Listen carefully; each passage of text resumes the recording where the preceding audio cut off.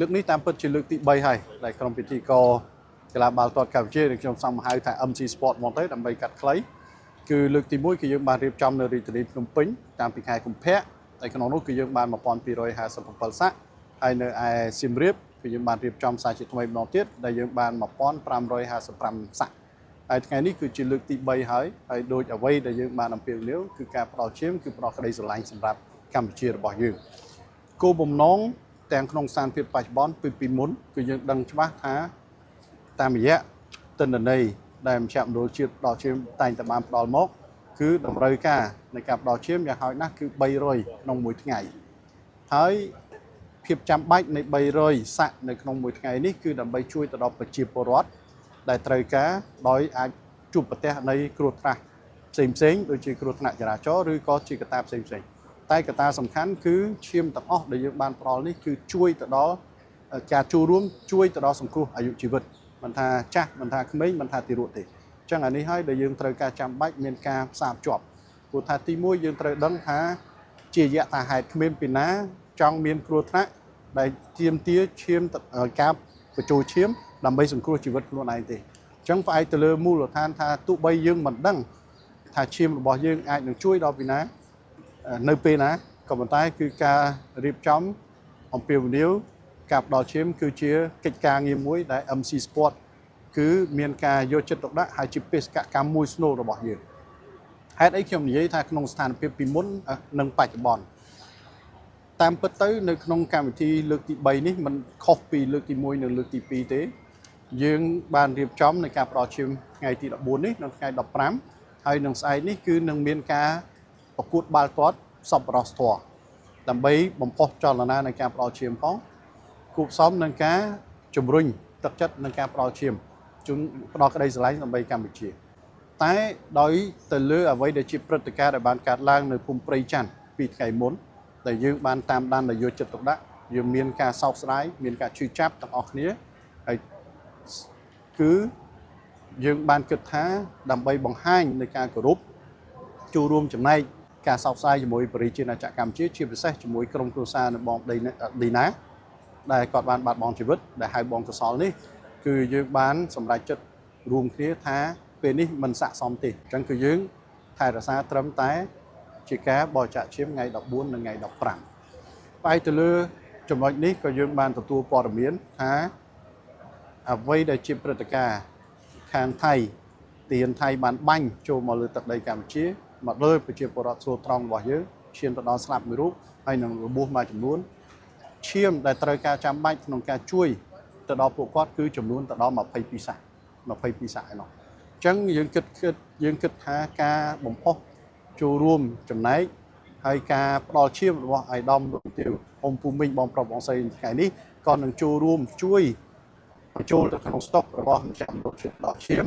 ហើយជាការត្រៀមបង្ការជាយថាហេតុណាមួយនេះគឺជាការគិតគូរនិងការចងចាំរបស់យើងដូចគ្នាដែរហើយសារជាថ្មីម្ដងទៀតសម្រាប់យើងខ្ញុំទាំងអស់គ្នាគឺស្មារតីមួយរួមក្នុងនាមជាប្រជាពលរដ្ឋខ្មែរគឺតាមដានដោយយកចិត្តទុកដាក់នៃការវិវត្តនៃស្ថានភាពព្រំដែនហើយយើងមានការសោកស្ដាយខ្ពស់បំផុតចំពោះអ្វីដែលបានកើតឡើងនៅឯភូមិព្រៃច័ន្ទហើយជាការអំពាវនាវដល់ប្រជាពលរដ្ឋទូទាំងប្រទេសផងប្រជាជនវ័យក្មេងយុវជនយុវនារីក្នុងនោះក៏មាន Gen Z ដូចគ្នាដែរសូមមានការរួបរวมគ្នារឹតតែខ្លាំងសូមផ្ដល់នៃជំនឿទុកចិត្តនិងកម្លាំងចិត្តទៅដល់កងវីរៈកងទ័ពរបស់យើងនៅខាងមុខយើងចូលរួមចំណែកគ្រប់គ្រងអ្វីដែលជាសាររបស់សម្ដេចធិបតីស្គាល់ទោសចំពោះភាគីថៃជាពិសេសទាហានថៃដែលបានបាញ់មកលើប្រជាពលរដ្ឋស្លូតត្រង់នៅភូមិព្រៃច័ន្ទហើយយើងសង្ឃឹមថានឹងការវិលត្រឡប់ទៅការគោរពនិងអនុវត្តឲ្យបានទៅលើកិច្ចព្រមព្រៀងសន្តិភាពដើម្បីយើងឈានទៅដល់ការបញ្ចប់ទៅលើចំនួនទាំងអស់នេះព្រោះថាគ្មានអ្នកណាចង់បានសង្គ្រាមទេហើយជាពិសេសកម្ពុជាបញ្ជាក់ច្បាស់ហើយតែកម្ពុជាជាបន្តប្រកាន់នៅភាពអត់ធ្មត់ជំហរមួយដើម្បីឈ្មោះទៅរកនៃសុខសន្តិភាពអញ្ចឹងគឺខ្ញុំសូមពីទីនេះទៅមកជាហៀងអំពាវនាវឲ្យអ៊ំពូមីងបងប្រុសបងស្រីចូលរួមបរិច្ចាគឈាមបន្ថែមដោយសារឈាមរបស់អាយដាមលោកយុទាវអ៊ំពូមីងបងប្រុសបងស្រីយុវជនយុវនារី Gen Z របស់យើងគឺនឹងអាចចូលរួមជួយទៅដល់ប្រជាពលរដ្ឋនៅដែលមិនមែននៅជួរមុខតែក៏នឹងអាចត្រៀមចូលរួមជួយទៅដល់ប្រជាពលរដ្ឋ កងវិរៈកងទ័ពរបស់យើងក្នុងករណីជាយថាហេតុណាហើយក្រៅពីនឹងថែមទៀតអំពាវនាវឲ្យសូមឲ្យយកចិត្តទុកដាក់តាមដានហើយនឹងផ្ដល់ជាកម្លាំងចិត្តជំនឿទុកចិត្ត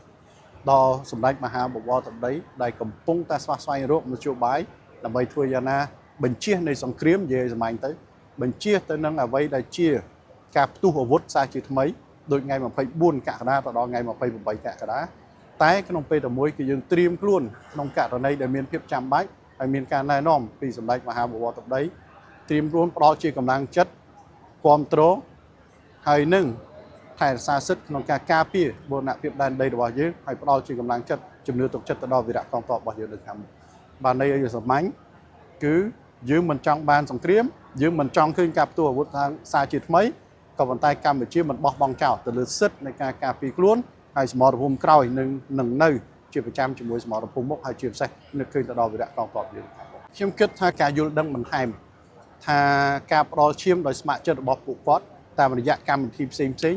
ជាមួយពិធីករកីឡាបាល់ទាត់កម្ពុជាឬក៏ MC Sport រយៈពេល3ដងកន្លងមកនេះតាមរយៈព្រឹត្តិការណ៍ផ្សេងដែលមានមជ្ឈមណ្ឌលជាតិផ្ដល់ឈាមបានចូលរួមចំណែកជាស្ថានភាពរួមយល់ដឹងច្បាស់ថាឈាមរបស់ពួកគាត់គឺនឹងជួយសង្គ្រោះដល់អាយុជីវិតអ្នកណាគេមួយអញ្ចឹងនេះគឺចេញមកពីការភ្ញាក់រលឹកនៃការស្វែងយល់បន្ថែមព្រោះថាអានេះជាចំណុចដែលធំជាងគេចំពោះអ្នកដែលមិនដែលផ្ដល់ទី1ខ្លាចបញ្ជុលទី2ថាតើឈាមរបស់គាត់នេះនឹងជួយទៅពីណា